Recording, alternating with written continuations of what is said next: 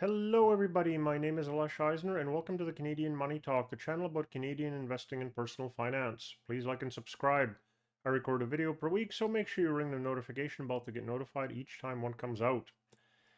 There are money moves we should be making at certain times in our lives. Once you get to your 30s and 40s, these are some things you should be looking at doing.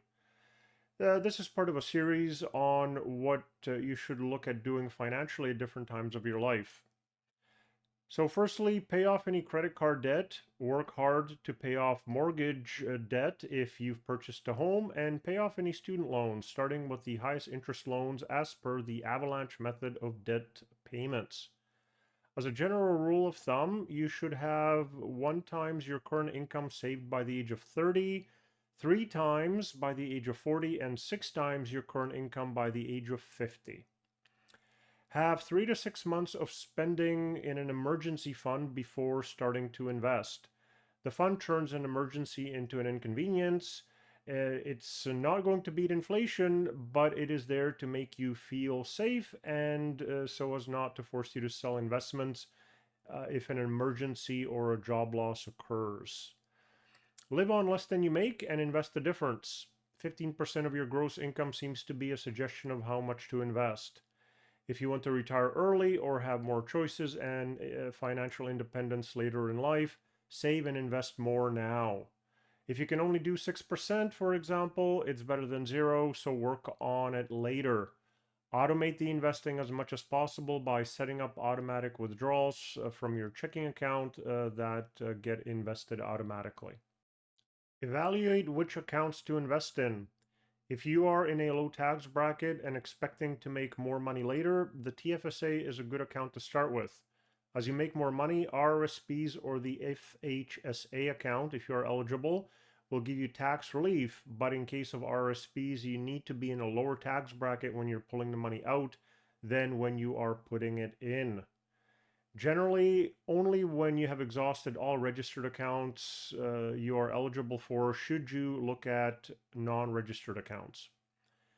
If you're not able to save sufficiently, start and stick to a budget where you assign every dollar a job and have the desired savings and investing built into the budget. If your employer has a pension plan, understand what kind it is, and if it is a defined contribution plan, invest enough to maximize the employer match. Most employer plans are high fee and not always great performing, so it is usually better to invest anything beyond what gets you the maximum match outside of the employer plan. If you have kids and they are going to college, start an RESP for them, putting in just enough to maximize the free money from the government. If they are about to go to college, consider asking them to save for their own education and, if possible, to live at home rather than at residence. But these are all personal decisions. Generally, remember that children can borrow for their education and have more years than you to pay those loans off, while you cannot borrow for your retirement. So do not endanger your retirement by trying to help your kids pay for school. Look at insurance. If your work doesn't have disability insurance, evaluate whether it is worth it to buy it separately. If you have financial dependents, so for example, you have children that would be financially worse off if you passed away, look at getting term life insurance, which is cheap and is just life insurance. Get an amount that covers paying off the mortgage and 10 times your salary should you pass away. Avoid any permanent or whole life insurance products which mix insurance and investing. They're usually bad deals for you.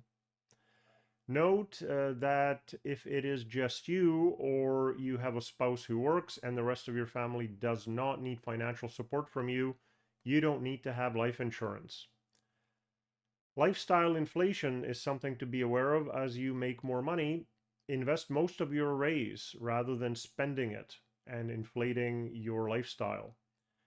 You can look at this as never getting a raise again. Since you were able to live off what you were making before, you can continue to live on that after the raise and invest the raise instead. Create an estate plan, especially a will for direction of where your assets should go when you pass away. but also directions if you are in a coma and who should look after your financial affairs if you are incapacitated and unlikely to recover or cannot make decisions for yourself, including end-of-life care. Different provinces and especially countries have different rules, so make sure to set up what is applicable in your area. These are some financial and non-financial items you should consider in your 30s and 40s. Did I miss anything? Please let me and other viewers know in the comments. If you have any requests on what you'd like me to cover in future videos, please put that in the comments section also. If you'd like to get in touch, please reach out on any of these social media channels, and may you have a profitable day.